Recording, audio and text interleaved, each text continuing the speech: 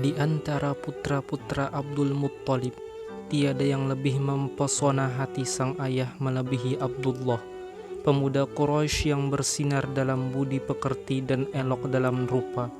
Wajahnya bercahaya, tutur katanya lembut, dan setiap langkahnya menggambarkan kemuliaan leluhur yang mengalir dalam darahnya.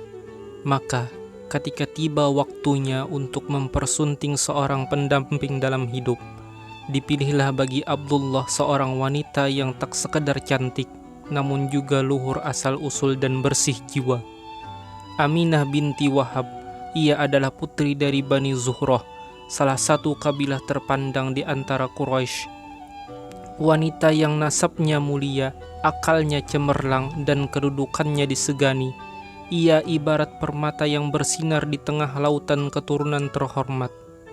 Pernikahan itu bukan sekedar penyatuan dua insan, melainkan pertemuan dua garis nasab yang akan melahirkan cahaya langit, yang kelak menerangi bumi dengan petunjuk dan rahmat ilahi.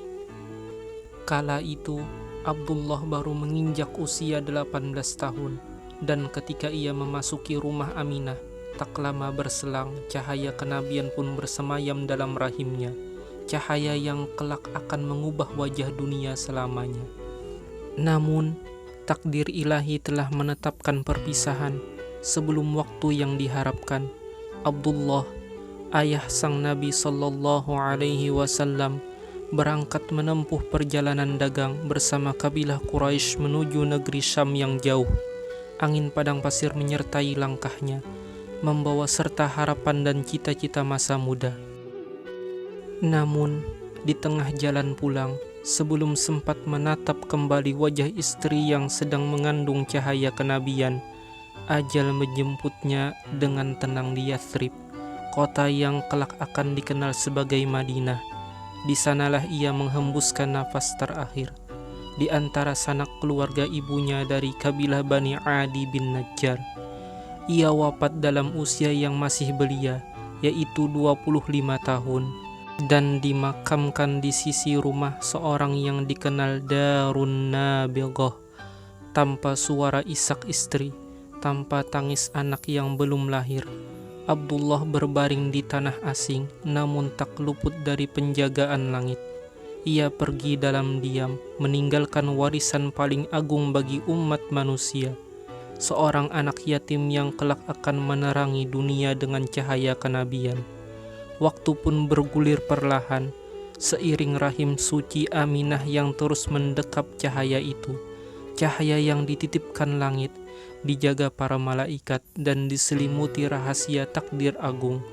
Dalam diamnya, ia merawat amanah ilahi dengan cinta yang tulus, sementara alam semesta menanti dalam ketegangan yang tak terlihat. Hingga tibalah malam yang tak seperti malam-malam sebelumnya, malam yang membuat bintang-bintang berbisik satu sama lain, dan langit bersiap membuka tirainya. Malam yang membuat bumi berguncang halus, seolah menyambut kedatangan seorang tamu, yang kelahirannya akan mengubah arus sejarah umat manusia.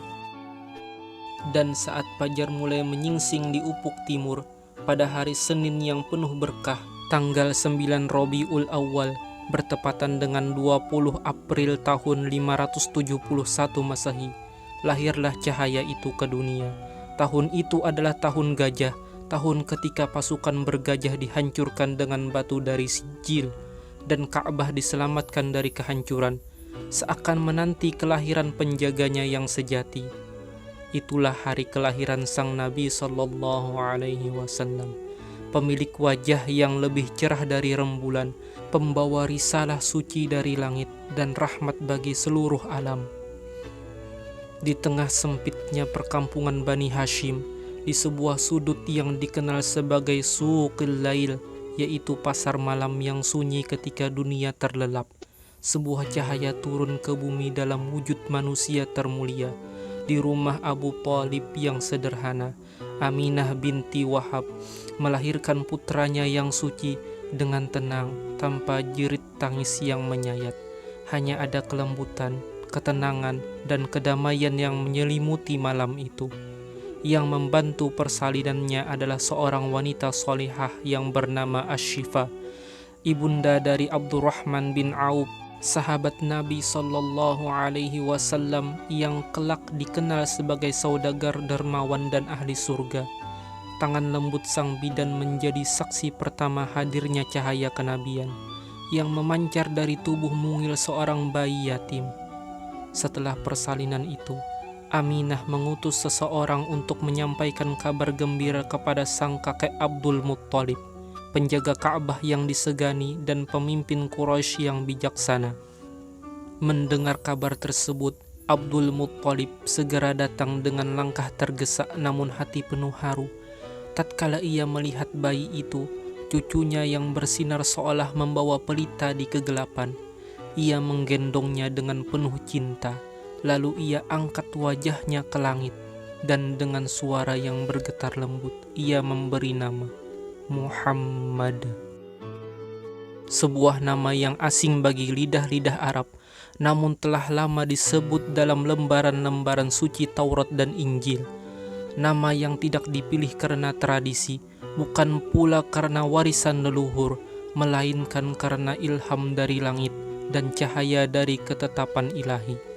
Nama yang kelak akan menggema di menara-menara masjid, ditulis dalam hati para pecinta, dan mengguncang dunia, bukan dengan pedang, tetapi dengan rahmat, hikmah, dan cinta yang tak bertepi.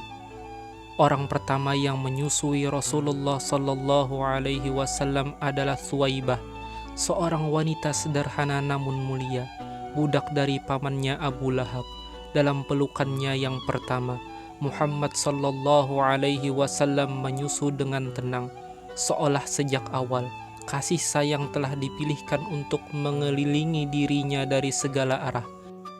Thuwaibah lah yang terlebih dahulu merasakan keberkahan dari mulut mungil itu, sebelum kemudian Allah takdirkan sang bayi disusui oleh perempuan dusun yang kelak dikenal dunia, Halimah As-Sa'diyah.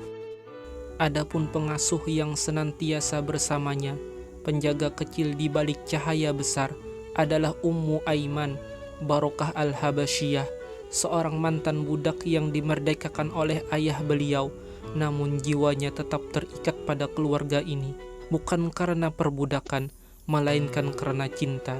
Ia tidak sekedar mengasuh tetapi mencintai. Ia tidak sekedar merawat tetapi mendoakan dan menjaga, seolah darahnya sendiri mengalir dalam tubuh sang anak suci.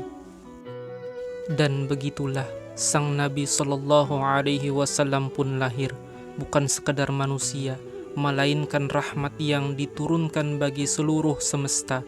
Ia hadir di bumi bukan membawa tahta, bukan pula dengan gemerlap dunia, tetapi dengan cahaya yang tak pernah padam dan kasih yang menjangkau hingga ujung-ujung masa. Sejak tangisan sucinya memecah keheningan malam itu, dunia tak pernah lagi sama. Bumi telah menyambut kekasih langit, dan sejarah pun menunduk, menyaksikan awal mula dari perjalanan risalah terakhir yang akan menyinari hati-hati manusia hingga akhir zaman. Sallallahu Alaihi Wasallam.